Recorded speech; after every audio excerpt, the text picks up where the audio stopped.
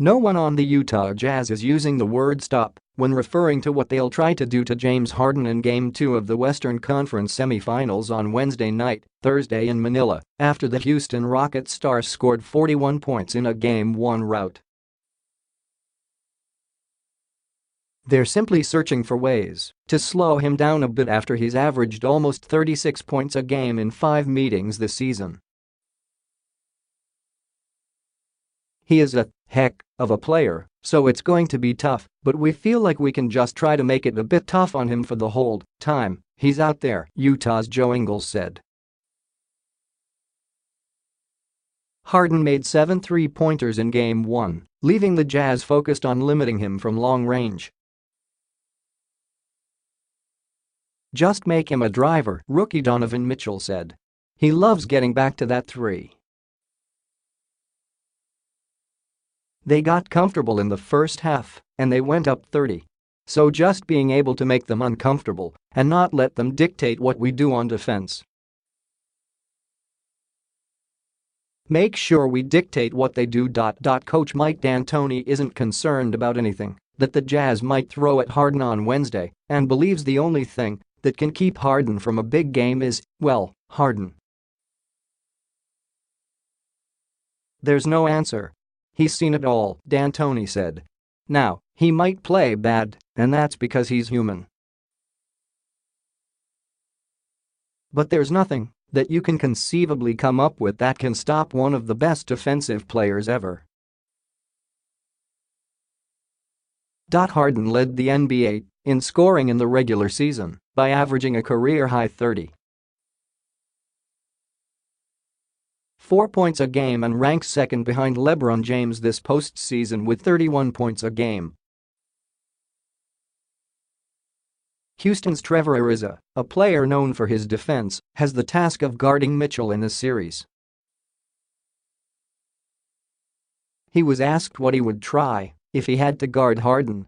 There was a long pause before Ariza let out a loud sigh and said with a laugh, "I'd figure out a way to slow him down." But the veteran is happy to be playing with Harden and not against him. "I'm glad I don't have that problem right now," he said.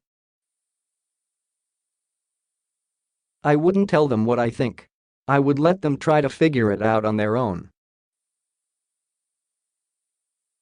The top-seeded Rockets expect to see a different team than they did in Game 1 after the Jazz had only about 36 hours between the end of Game 6 against the Thunder and the start of this series.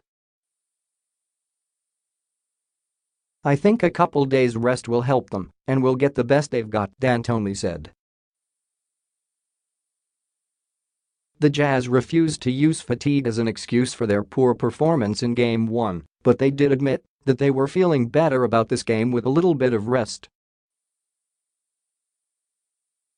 Mitchell said having 2 days to break down film and work on their game plan has also been beneficial. Despite trailing by double digits for most of Sunday's game, the Jazz don't seem daunted or discouraged entering Game 2. "A lot of people have been hitting me up saying, 'Try to keep your head up. It's only Game 1, Mitchell said. "And my head was never down. I don't think any of our heads were ever down. It's just one game out of a long series. I think being down 0-1 last series and seeing how we came back and responded definitely gives you a sense of more hope than if this would have been the opening round." The Jazz will try and even the series without starting point guard Ricky Rubio, who sat out Game 1 and is out indefinitely with a strained left hamstring. The Rockets believe Rubio's absence changed things for Mitchell. He scored a playoff-high 38 points in Game 6 to lead Utah to the win before scoring 21, which were his fewest of the postseason, on Sunday.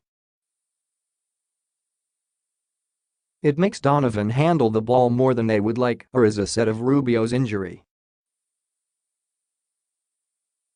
"He's their dominant scorer at this point, so when he has to handle the ball and get everybody involved in the game, it kind of takes away from him scoring the ball all the time or being aggressive all the time."